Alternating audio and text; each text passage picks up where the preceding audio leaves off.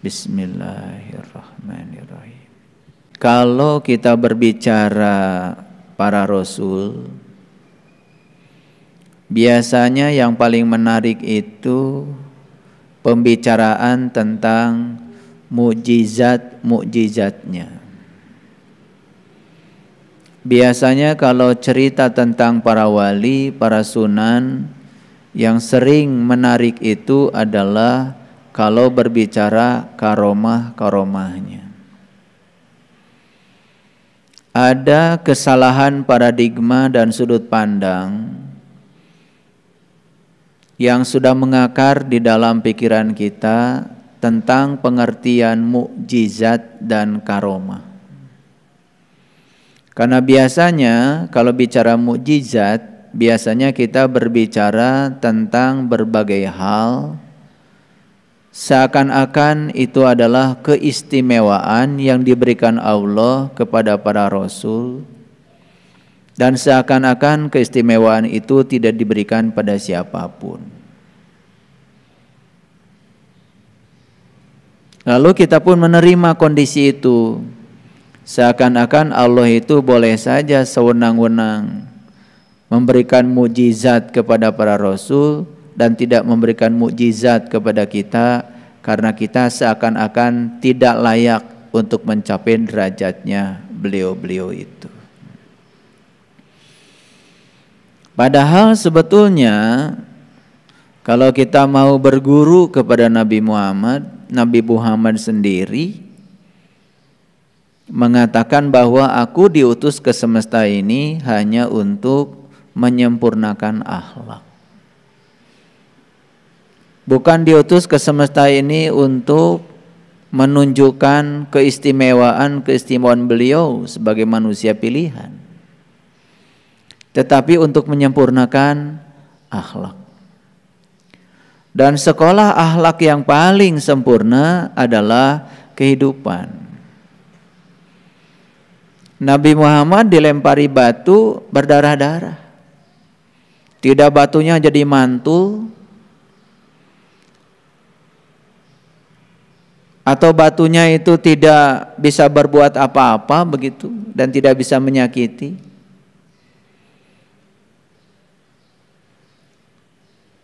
Itulah hukum alam. Para rasul itu mengajarkan hidup yang biasa, bukan mengajarkan hidup yang di luar yang biasa. Kalau kita nonton filmnya para wali, para sunan, yang kita saksikan di situ itu adalah perang, menunjukkan kemewahan, keistimewaan, bisa berjalan dari pohon ke pohon, bisa berjalan di atas air. Jadi seakan-akan mereka itu datang ke semesta ini untuk menunjukkan kehebatan-kehebatan yang di luar manusia biasa. Itu sebabnya tidak salah kalau kemudian banyak sekali orang-orang yang menginginkan keistimewaan itu. Padahal para sunan, para wali yang diajarkan juga sama.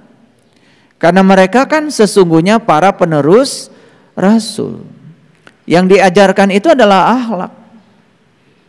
Kalau mereka kena air ya basah. Kalau mereka kena api ya gosong. Jadi kalau ilmu-ilmu yang seperti sering dibicarakan,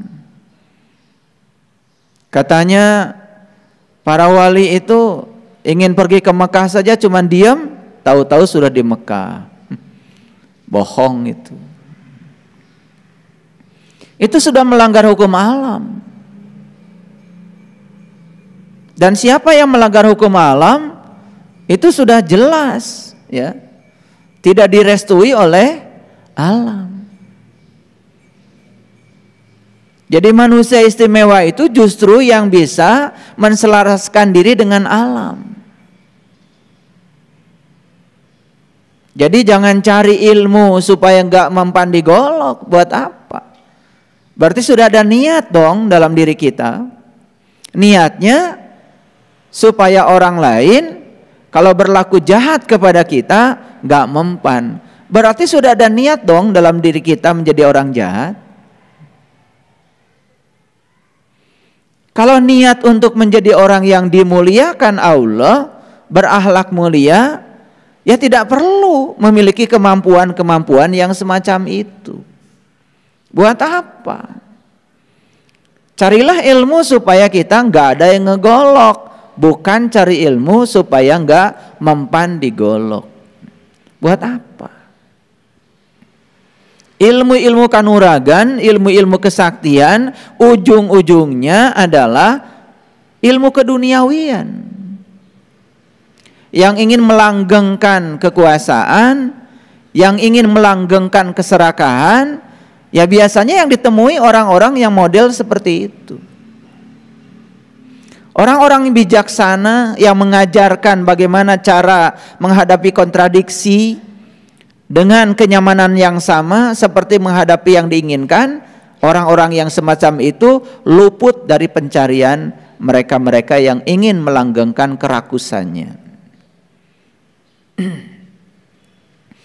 Inilah yang akan kita bicarakan, kita akan gali secara mendalam. Itu sebabnya saya mengingatkan, siapapun yang datang ke tempat ini ingin berguru, kemudian sudah ada niatan, apalagi niatan ingin mengatur Tuhan supaya Tuhan mengikuti segala keinginan hawa nafsunya, jangan belajar di sini.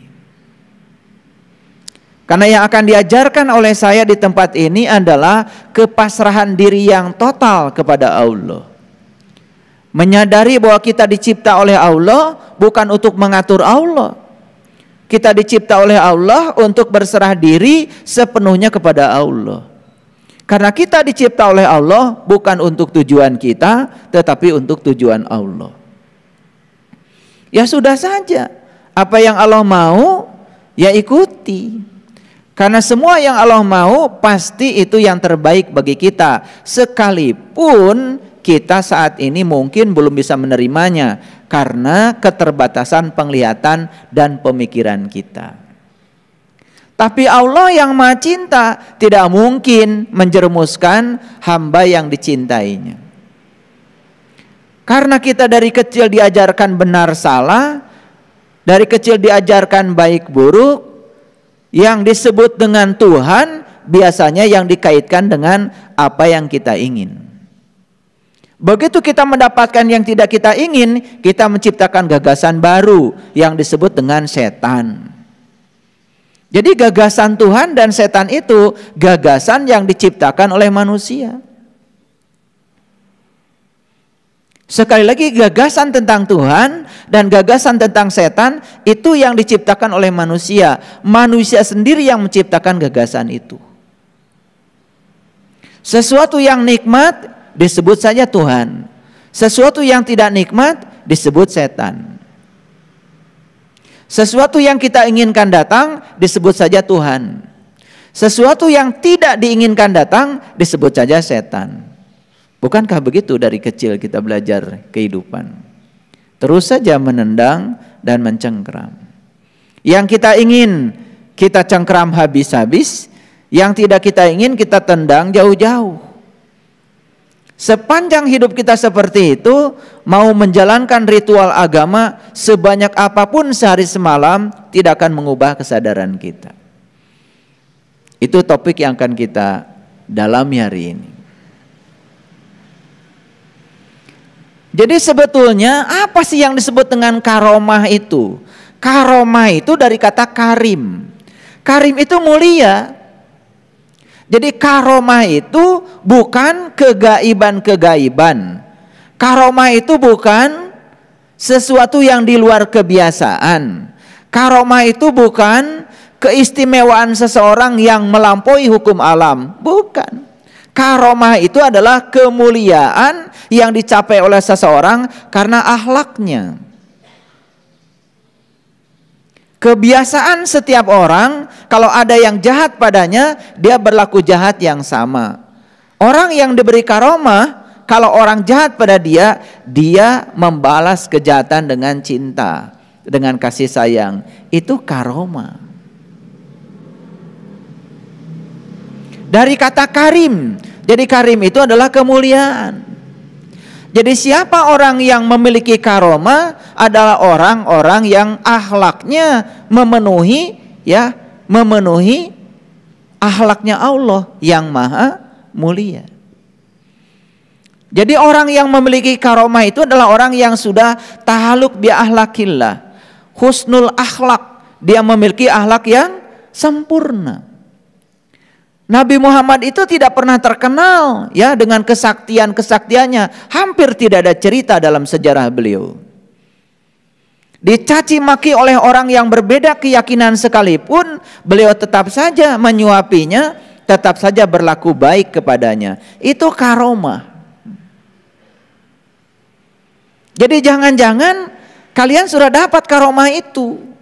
Cuman karena kita salah persepsi, menganggap karomah itu adalah sesuatu yang di luar kewajaran, lalu kalian menjadi rendah hati, seakan-akan tidak punya keistimewaan. Ada murid saya dikasih doa sama saya. Setelah dikasih doa diamalkan. Datang suatu saat kepada saya. Apakah saya bisa mematangkan telur katanya dengan doa ini? Mematangkan telur yang pakai kompor. Jadi itu pertanyaan sudah terpengaruh oleh paradigma yang keliru. Dikiranya saya mengajarkan yang semacam itu.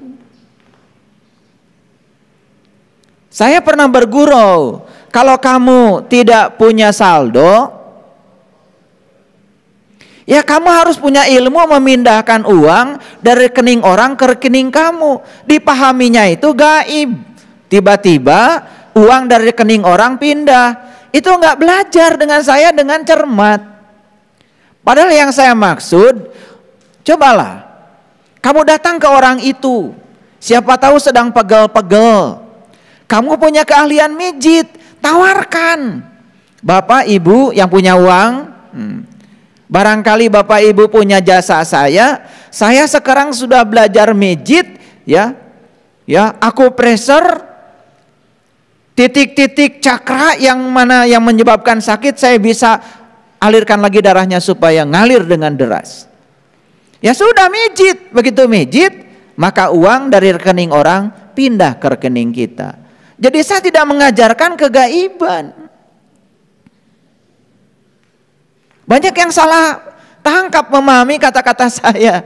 Dikiranya saya bisa memindahkan uang dari rekening orang ke rekening kita. Itu penjahat. Itu nggak ada kaitan dengan spiritual. Itu kaitannya dengan keserakahan. Nggak ada kaitan dengan akhirat. Itu kaitannya dengan keduniawian. Dalam perjalanan pencarian spiritual saya sudah memasuki dunia-dunia yang semacam itu. Tawaran-tawaran kesaktian, tawaran-tawaran kanuragan, sudah lewat. Dan saya tidak menginginkannya. Datanglah benda-benda yang macam-macam ya. Kalau pegang benda ini, maka rambut pun dipotong tidak mempan. Udah lewat yang kayak gitu-gitu, semuanya bohong. Semuanya tipuan. Jadi kalau kalian ingin disebut orang mulia, dapatkan karomah kemuliaan. Kemuliaan itu adalah berakhlak mulia. Kalau kamu ingin dicintai orang, ya cintai orang. Kalau kamu ingin diperlakukan baik sama orang, yang berlaku baik kepada orang, itu karomah. Paham ya? Jadi kalau cerita film wali yang isinya terbang dari pohon ke pohon, itu bohong. Waliullah itu artinya teman-teman Allah. Teman-temannya Allah adalah mereka yang pasrah total kepada Allah, yang siap mengikuti amarnya Allah, siap mengikuti perintahnya Allah. Itu namanya waliullah. Dan orang-orang yang punya ilmu kanuragan, kesaktian adalah orang-orang yang tidak siap mengikuti perintahnya Allah. Dia tidak siap, hartanya hilang, maka dia langgengkan hartanya dengan menggunakan ilmu-ilmu kanuragan. Berarti dia sedang melawan keinginan Allah. Itu bukan karomah. Paham? Nah, ini supaya ngerti. Karena banyak yang salah faham. Kalau ziarah wali yang diceritakan biasanya ya kesaktian-kesaktian wali. Dan kalau kita berziarah ke sana seakan-akan kita ingin mendapatkan kesaktian itu. Kan itu keliru tujuannya. Sudah dijelaskan oleh saya bahwa waliullah, wali itu bahasa Arab artinya teman, waliullah berarti teman-temannya Allah. Tahu temannya Allah siapa? Ya temannya Allah, ya sahabatnya Allah. Sahabatnya Allah yang setiap saat siap menjadi kepanjangan tangan Allah untuk menyampaikan cinta kasihnya Allah. Itu yang disebut dengan orang sudah mendapatkan karomah. Paham ya? Nah, ini diluruskan dulu nih. Nah, biasanya kalau kita cerita mujizat, oh nih mujizat para rasul. Nabi Muhammad bisa mengeluarkan air dari jari-jari tangannya, ditangkap secara mentah seperti itu. Nabi Ibrahim dibakar dengan api, enggak mempan. Akhirnya belajar ilmu-ilmu kanuragan supaya ketika dibakar api tidak gosong. Itu salah kaprah. Nabi Musa bisa membelah laut dengan tongkatnya, laut terbelah. Itu salah kaprah. Nabi Yunus ditelan ikan gak mati, malah membaca la ilaha illa anta. Benar-benar ditelan ikan. Bahkan dicari ikan yang menelannya. Konon kabarnya kata orang-orang bohong, ikan yang menelan Nabi Yunus dulu masih ada katanya sekarang. Bagaimana Anda memastikan kalau ikan itu yang menelan Yunus? Ya kalau Yunus ditelan ikan kemudian masih hidup melanggar hukum alam. Yunus ditelan ikan, ya pasti meninggal dong. Ngerti maksud saya? Nah, jadi saya mau cerita karomah dan mujizat yang berbeda dengan kebanyakan orang memikirkannya. Nabi Muhammad betul ya bisa mengeluarkan air dari jari-jari tangannya. Tapi air apa? Air itu adalah sumber kehidupan jasmani. Ada lagi sumber kehidupan ruhani. Karena Nabi Muhammad itu adalah seorang rasul yang mengajarkan ilmu ruhani, berarti yang dimaksud dengan oleh beliau bukan air jasmani dong, air ruhani. Air ruhani disebutnya ma'ul hayat, air ruhani disebutnya cahaya. Cahaya di atas cahaya itu yang disebut dengan sumber kehidupan. Jadi jari-jari tangannya bisa mengeluarkan cahaya. Tentu saja bukan seperti Batman, bukan seperti Iron Man, bisa mengeluarkan laser gitu. Itu sulapan, itu animasi. Masa seorang rasul diajarkan untuk mengajarkan sulapan? Nggak mungkin. Itu bahasa simbolik sebetulnya. Bisa mengeluarkan cahaya dari jari-jarinya. Cari ilmu supaya jari-jari kita pun bisa mengeluarkan cahaya. Gitu. Disitulah perlunya seorang pewaris ilmunya Rasul. Makanya ada seorang sahabat bertanya pada Rasul, "Ya Rasulullah, aku bahagia hidup sejaman dengan engkau dan aku mendapatkan ilmu langsung dari tanganmu." Apa jawaban Rasul? Lebih bahagia lagi umatku yang tidak hidup sejaman dengan aku, tetapi mereka masih dapat ilmuku dari para pewarisku. Lalu sahabat bertanya, "Siapa ya Rasulullah yang berhak mewarisi ilmu engkau?" Rasulullah mengatakan, al-ulama warasatul anbiya.